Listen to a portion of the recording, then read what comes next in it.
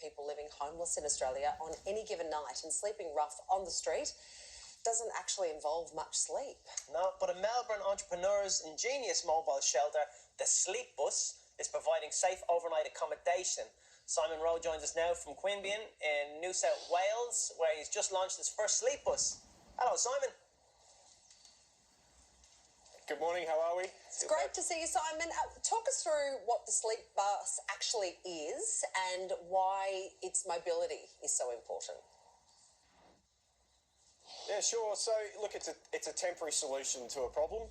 It's provided to be able to get people off the street and keep them safe and healthy until they can get back on their feet. That's all it is. It's just that temporary thing for right now.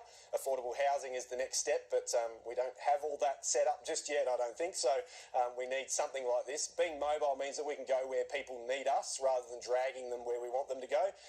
And it also means that if, people sleeping rough, it can be transient sometimes, so they move around. So sometimes we need to move around as well to suit their needs sometimes as well. So that's why we have it on a bus as well. It's amazing, Simon. It really is great, and temporary or not, it's so needed. And I think you're doing a fantastic thing. How many does it sleep? And I believe it also looks after pets. It does. Would you like to have a look? Yes, give you take a quick us through, please. We'd love to see inside the bus. Okay. So just inside where the driver's section is, that's the caretaker's cabin. So that's the volunteers that stay over and look after people and keep them safe all night. It's just twin bunks. They've got a little toilet, but they've also got security cameras on the outside so they can watch and monitor and make sure everything's okay on the outside. But I guess the most important thing is all the beds. So in this particular model, we have 14 beds. So as you can see, we've got twin bunks in this little pod here. They've also got a toilet.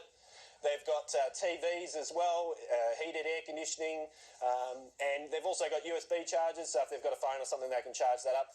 The TVs also have what we've got running on this one here. They've got a services channel. So the services channel is a loop of ads to all the services available to them within a couple of kilometres of where this bus is parked. In this particular one, it's all the services in Canberra and Queanbeyan for them. So the idea of that was if they wanted help, that's where it is. We're not forcing it on you. When you're ready, there's all the information that you will need for your pathway out of homelessness. But I guess really when people get in, jump into bed, they put headphones on, they can watch TV.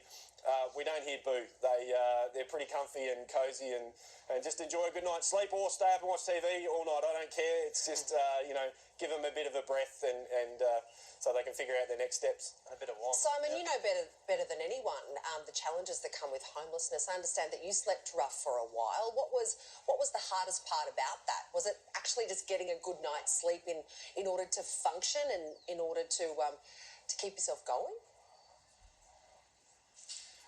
Look, I was 19. I was a pretty cocky young lad. So I had a job, I had a car, but I needed the car for my job and its engine blew up, so I used my rent money to fix it and ended up on the street. So I was sleeping in my car. So I think for me, I was okay. I had a car, I had a job, I knew I could get myself out of it. But sleeping in a car is, it's not comfortable if anybody's done it, even for just a night out or something like that. But sleeping on the street is even worse. And I think sometimes whenever I talk about sleepbus and people go, it's a little bit small, or I'm not sure if I'd like that, but you're comparing it to your queen-size bed with your ensuite. You're not comparing it to sleeping on a park bench out in the weather.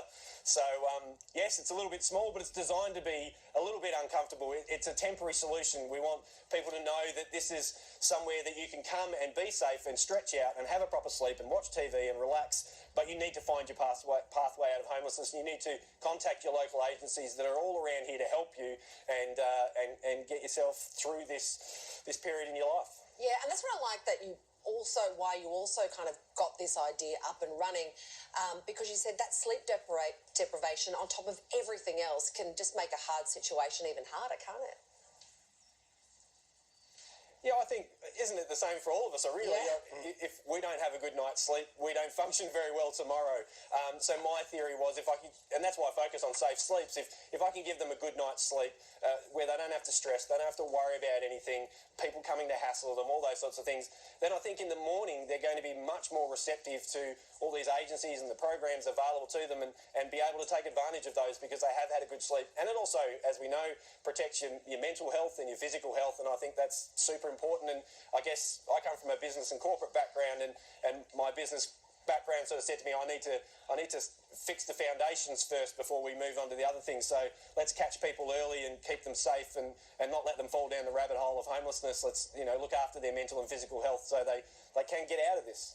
Well done, Simon. Yeah, it's a wonderful thing you're doing. I'm sure you need lots of donations as well to keep this project going. People can go to donate to Simon's Sleep Bus by heading to sleepbus.org, and that will make a huge difference towards our massive homelessness problem.